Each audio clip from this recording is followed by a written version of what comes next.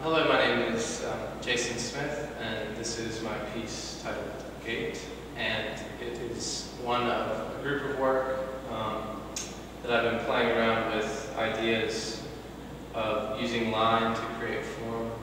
I'm actually an ornamental blacksmith by profession, and that's something I've been doing for 10 years. And so this work and this body of sculpture is a sort of extension of some of the ideas that I explore as far as making forms, and I make things, but in this particular evolution I'm interested in doing things that are not functional but are evocative in that they evoke ideas. The title itself, Gait, actually was an afterthought after making the piece. To me it had, there was a sense of a sort of emotion. It's actually gait, like the gait horse or an animal. Some of the other pieces are, concepts of using line to define an internal and an external volume.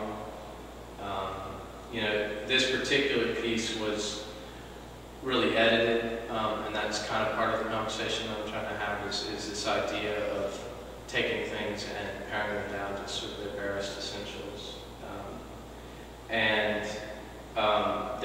There's actually an aspect of personal history to the piece, in that these pieces here are bent laminates of mahogany, and they were something that were part of a chair that I started back when I was in undergraduate school, and they were intended to be a bag, and there's sort of things that I've carried around with me. And then this piece was done more recently. It's obviously utilizes blacksmithing. And so some of the pieces are kind of what I consider improvisations with the byproducts of a kind of industry that I created in my own backyard in the shop, where I make things, some things kind of get put into a chair or a table or a railing, and some things kind of fall by the wayside. And then on the, in the sort of time periods where I'm coming up with ideas for sculpture, I often will take those disparate pieces and parts and try to play with them almost in a way that I would liken to jazz improvisation, where you're taking sort of notes or elements or pieces that are technical and putting them together in a playful way, where you don't necessarily know, you begin something but you don't necessarily know where you're going, and then over the course of creating a body of work, you kind of see what's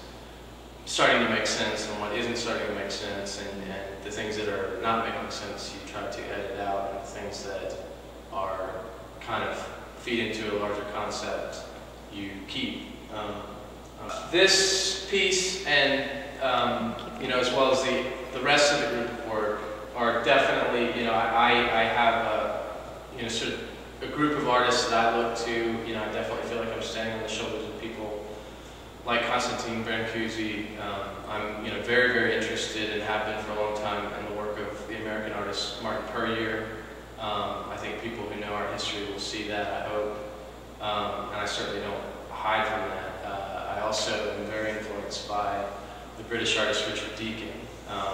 So even just using wood lamination was somewhat of a nod to Deacon's work of late. I also am very interested, just as a maker, in industry.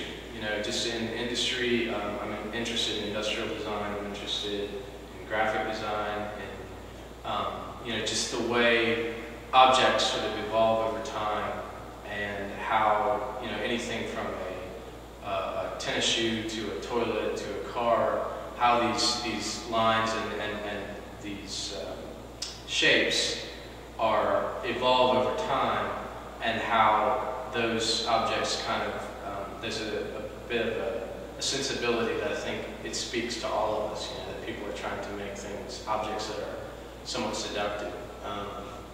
I also am very intrigued, part of my interest in people like Deacon and Puryear is an interest in this idea of things that are kind of ancient, but also very modern, contemporary. just even doing blacksmithing is, it's this ancient art form that's, multi-millennia old. It seems very tied to the evolution of, humans as a species and making tools. But at the same time, my sensibility is one that's, modern and kind of more minimal and edited. One of the major issues that I've been trying to deal with lately as far as contemporary art is concerned is that this idea of things being accessible, and that even if they seem sort of, because of the context of the gallery and the sort of clean white box, they seem inaccessible. I really, I don't like that. I like work that can be enjoyed, and it's fine if someone's just enjoying it on a purely formal level. Like it's just a fun object. Is it a toy? Is it, is it a bow and arrow? Is it part of a ship?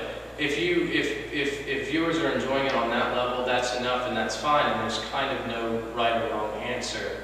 While at the same time, there are certainly viewers that want to dig in a little deeper and understand some of the concepts that the artist had in their mind when they were doing the work, I'm more than happy to share those, but I don't necessarily think the work needs that to stand up, and it doesn't need that to be enjoyed. And at the end of the day, when I'm done with something and I do put it out for the world, I want it to be something that people can walk up to and enjoy on whatever level